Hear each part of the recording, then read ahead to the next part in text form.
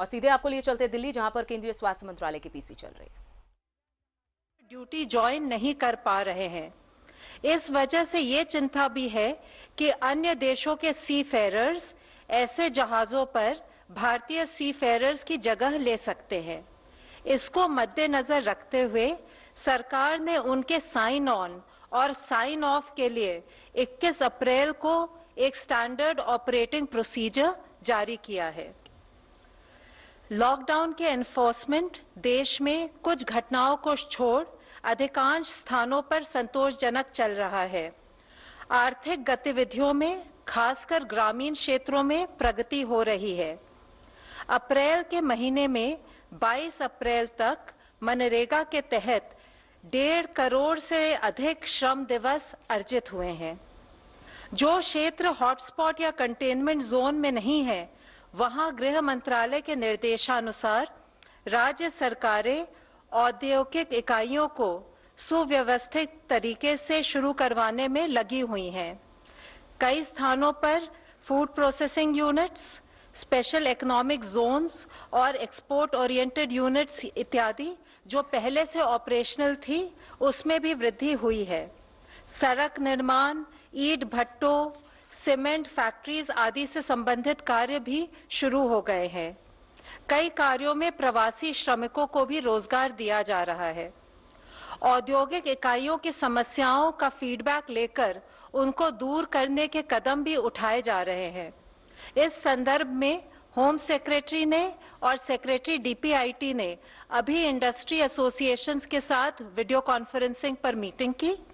जो industrial activities permitted है, उनको किस प्रकार से सुचारू रूप से चलाएं और आर्थिक गतिविधियों को गतिशील करें, इस पर भी चर्चा की है। हमारे चिकित्सा क्षेत्र के भाई और बहन बड़ी निष्ठापूर्वक खुद की परवाह किए बिना कोविड-19 से हमें बचाने के लिए महत्वपूर्ण योगदान दे रहे हैं। इस संदर्भ में माननीय सर्वोच्च न्यायालय ने भी आदेश दिया है कि डॉक्टर्स और मेडिकल स्टाफ को पर्याप्त सुरक्षा दी जाए। गृह मंत्रालय ने समय समय पर इस संबंध में सभी राज्य सरकारों को पत्र लिखकर सलाह दी है कि सभी डॉक्टर्स और मेडिकल स्टाफ को पर्याप्त सुरक्षा दें, चाहे वे हॉस्पिटल में कार्य कर रहे हों, क्वारंटाइन सेंटर में हो या परीक्षण हेतु फील्ड में जा रहे हों। माननीय गृह मंत्री जी ने इंडियन मेडिकल एसोसिएशन के साथ बैठक की और मेडिकल प्रोफेशनल्स की सुरक्षा का आश्वासन दिया। माननीय गृह मंत्री जी के निर्देशानुसार गृह मंत्रालय ने 22 अप्रैल को पत्र लिखकर सभी राज्यों को कहा है कि वे अपनी जिम्मेदारी का निर्वहन करें और आईएमए के लोकल चैप्टर के साथ मिलकर मेडिकल प्रोफेशनल्स को की पर्याप्त सुरक्षा हेतु जो कदम उठाने हैं, उनको सुनिश्चित करें। चिकित्सा टीमों की सुरक्षा के लिए जो कदम उठाए गए हैं, उनकी जानकारी भी आईएमए के लोकल चैप्टर के साथ साझा करें। इससे स्वास्थ्य कर्मी विश्वस्त होंगे कि वे सुरक्षित हैं। इस संबंध में जिला एवं राज्य स्तर पर नोडल ऑफिसर्स को भी नियुक्त करें, जो मेडिकल प्रोफेशनल्स की सुरक्षा संबंधी समस्याओं का निदान कर सके। अगर किसी भी मेडिकल स्टाफ के खिलाफ कोई भी हिंसा या अनुचित व्यवहार की घटना होती है, तो दोषियों के खिलाफ आपदा प्रबंधन अधिनियम 2005 के अंतर्गत सख्त कार्रवाई होनी चाहिए। इसके बारे में जनता में भी जागरूकता पैदा करनी चाहिए। हमारी उम्मीद ये है कि इन सब कदमों से लॉकडाउन सफल रहेगा, एक्टिविटीज सुचारू रूप से प्रारंभ होंगी तथा हम कोविड-19 की चेन को तोड़ने में कामयाब होंगे। धन्यवाद। धन्यवाद। मैं रिक्वेस्ट करता हूं हेल्थ मिनिस्ट्री रिप्रेजेंटेटिव से, प्लीज। कल से पिछले 24 घंटे में अगर देखें तो देश में 1409 total positive confirm cases additional आए हैं, which takes our total confirmed cases to 21,393. इन केसों में अगर देखें तो total cases under active medical supervision 16,454 हैं। एक पॉजिटिव न्यूज के रूप में मैं आप लोगों की दृष्टि में लाना चाहूंगा कि अब तक टोटल 4,257 लोग क्योर हो चुके हैं। इवन कल में ही 388 एडिशनल पेशेंट्स क्योर हुए हैं, जो कि हमारा टोटल रिकवरी रेट देखें तो 19.89% तक लेकर जाता है। इसके साथ ही पिछले 28 जिलों में, जैसे कि इससे पहले हम आप लोगों की दृष्टि में लाए हैं, 4 जिले थे जहां पर कोई केस नहीं आए थे, अब वह संख्या बढ़कर 12 हो चुकी है। 8 नए जिले ऐड हुए हैं, वह है चित्रदुर्ग कर्नाटका में, छत्तीसगढ़ में बिलासपुर, इंफॉल वेस्ट मणिपुर में, आइजोल वेस्ट मिजोरम में, भद्राद्री कोत्तागुड़म तेलंगाना में, पीलीभीत उत्तर प्रदेश में, एसबीएस नगर पंजाब में और साउथ गोवा के अंदर। इसके साथ ही देश में 78 ऐसे डिस्ट्रिक्ट्स हैं जहां पर पिछले 14 दिनों से कोई केस नहीं आया है। हमें हर संभव मिलकर यही कोशिश करनी है कि ऐसे जिलों की संख्या निरंतर बढ़ती रहे।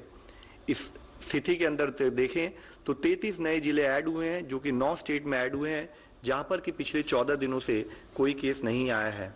साथ ही माननीय राष्ट्रपति जी ने कल एक ऑर्डिनेंस जारी किया जिसके तहत एपिडेमिक डिजीज एक्ट 1897 को अमेंड किया गया है। इस ऑर्डिनेंस को कहा है एपिडेमिक डिजीज अमेंडमेंट ऑर्डिनेंस 2020। इसके अनुसार कोई भी व्यक्ति हेल्थ केयर सर्विस प्रोफेशनल के अगेंस्ट वायलेंस के किसी भी एक्ट में इंडल्ज ना करे या एपिडेमिक के दौरान किसी भी प्रॉपर्टी को कोई भी लॉस या नुकसान ना पहुंचाए। अगर कोई भी व्यक्ति हेल्थ केयर सर्विस प्रोफेशनल के साथ वायलेंस कमिट करते हैं या तो उनको 3 महीने से लेकर 5 साल तक की सजा दी जा सकती है। साथ ही 50,000 रुपए से लेकर 2 लाख रुपए तक का फाइन भी उनके ऊपर लेवी किया जा सकता है। इसके साथ ही अगर कोई किसी हेल्थ प्रोफेशनल को जो कि एपिडेमिक ड्यूटी में लगे हुए हैं, उनके साथ कोई ग्रीवियस हर्ट अगर उनको देते हैं तो उसकी सजा बढ़कर 6 महीने से 7 साल तक हो सकती है और फाइन भी 1 लाख रुपए से 5 लाख रुपए तक उस पर लगाया जा सकता है। इस एक्ट के तहत किया हुआ कोई भी ऑफेंस कॉग्नाइजेबल है और नॉन बेलेबल रहेगा। जो भी पर्सन इस एक्ट के तहत कन्विक्ट किए जाएंगे उनको कंपेंसेशन भी पे करने के लिए वे लायबल होंगे और कंपेंसेशन जो हो सकता है वह जो भी फेयर मार्केट वैल्यू होगी डैमेज प्रॉपर्टी की या जो लॉस उन्होंने कमिट किया है उसकी ट्वाइस द अमाउंट हो सकता है। मेरी आप सब लोगों से यही विनती है कि हमारे जितने भी कोविड योद्धा हैं हमें उनका सपोर्ट लेना है। हमें ये जानना चाहिए कि वह सब हमारे आदर और सम्मान का पात्र हैं। इसके साथ ही आरोग्य सेतु के बारे में हम विभिन्न माध्यमों के जरिए आपसे बात कर रहे हैं। इसी श्रृंखला में मैं दिखाना चाहूंगा सेतु मेरा बॉडीगार्ड है और आपका भी।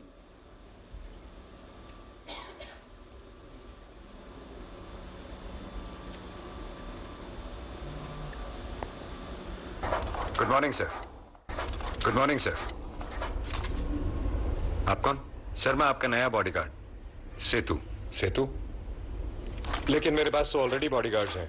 सर मैं एक अलग टाइप का बॉडीगार्ड हूँ। कोरोना वायरस से आपकी बॉडी को सिर्फ सेतु ही गार्ड कर सकता है। कोरोना वायरस से? वो कैसे? सर वो ऐसे कि मैं आपको पहले ही बता देता हूँ कि आपको कोरोना वायरस से कोई खतरा तो नहीं। अच्छा, आपके आसपास कोई कोरोना पॉजिटिव हो तो मैं आपको पहले ही अलर्ट कर देता हूँ। कंटिन्यू। सर और तो और मैं आपको ये भी बताता हूँ कि आपसे आपके परिवार वालों को कोई खतरा तो नहीं। मुझसे मेरी फैमिली को क्या खतरा होगा यार? सर जानबूझ के थोड़ी। अगर अनजाने में आप किसी कोरोना पॉजिटिव इंसान के टच में आ गए तो मैं आपको फौरन अलर्ट कर दूंगा ताकि कहीं आप इस बीमारी को अपनी फैमिली तक ना पहुंचा दें। और ये सब सिर्फ मेरे लिए, सिर्फ आपके लिए ही नहीं सर। भारत सरकार ने मुझे 130 करोड़ हिंदुस्तानियों की रक्षा के लिए हर एक का पर्सनल बॉडीगार्ड बनाया है। अरे कहां गया? टेंशन मत लीजिए सर, हर वक्त आपके फोन में एक ऐप बनकर रहूंगा। आप भी आज और अभी आरोग्य सेतु ऐप डाउनलोड करें। सेतु मेरा बॉडीगार्ड है और आपका भी।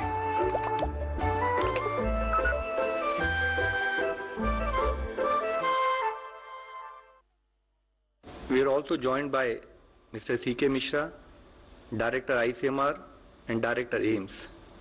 आप सब लोगों को विदित है कि कोविड की इस लड़ाई में, इस महामारी के युद्ध में गवर्नमेंट की तरफ से 11 एम्पावर्ड ग्रुप बनाए गए थे गाइडेंस के लिए और उसमें से एक ग्रुप नंबर 2 जिसका मुख्य कार्य है कि अवेलेबिलिटी ऑफ हॉस्पिटल्स, क्वारंटाइन और आइसोलेशन फैसिलिटीज, डिजीज सर्वेलेंस और टेस्टिंग के विषय में गाइडेंस देना, काम करना।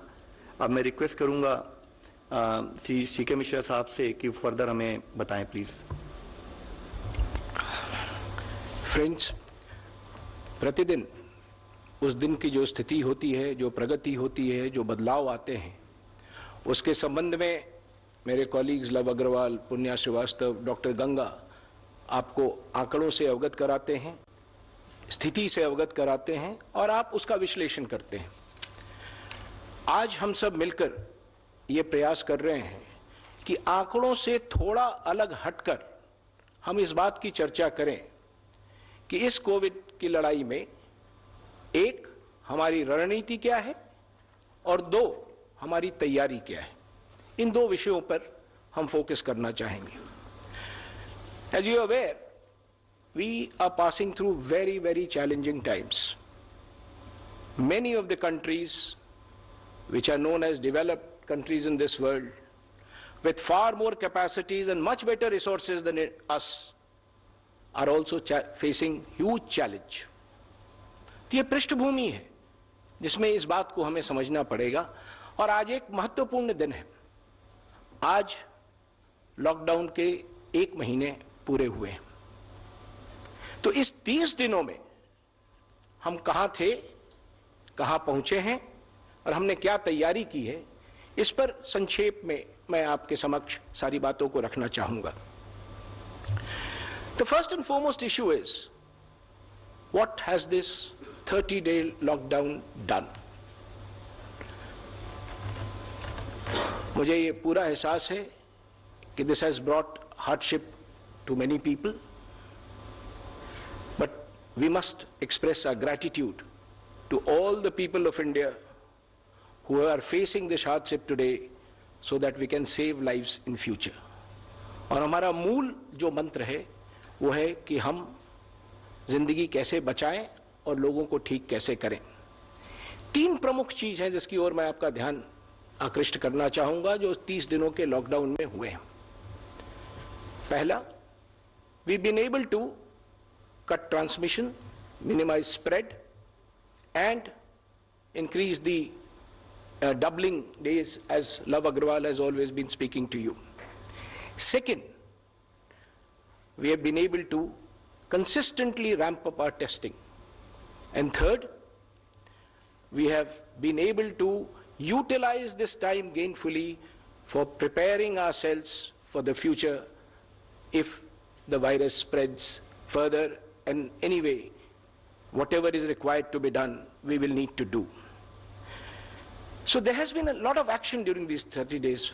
हजारों लोग, ना सिर्फ हम जो दिल्ली में बैठे हुए हैं, फील्ड में हजारों लोग इस कार्य में लगे हुए हैं और लोगों ने मिलकर और सरकार ने कई सारे ऐसे कदम उठाए हैं जिसने ये सुनिश्चित किया है कि in these 30 days we remained more or less stable, and that is the first thing that I want to bring before you. And one of the critical tools, एक अहम हथियार जो हमने इसमें इस्तेमाल किया है वो टेस्टिंग है। और when I say testing, it is RT-PCR testing जो हमें बताता है कि मरीज को बीमारी है या नहीं है। अब अगर हम टेस्टिंग को देखें तो मैं सिर्फ एक आंकड़ा आपके समक्ष प्रस्तुत करना चाहूंगा। 23 मार्च को हमने पूरे देश में 14,915 टेस्ट किए थे। On the 22nd of April, we have done more than 5 lakh tests.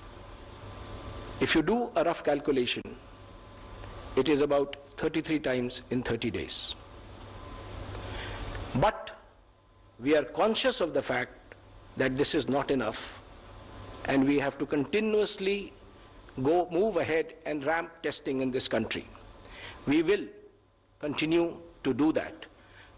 हमने ये भी देखा है और श्री अग्रवाल ने भी बताया कि इस अवधि में हमारे नंबर ऑफ पॉजिटिव केसेस में भी बढ़ोतरी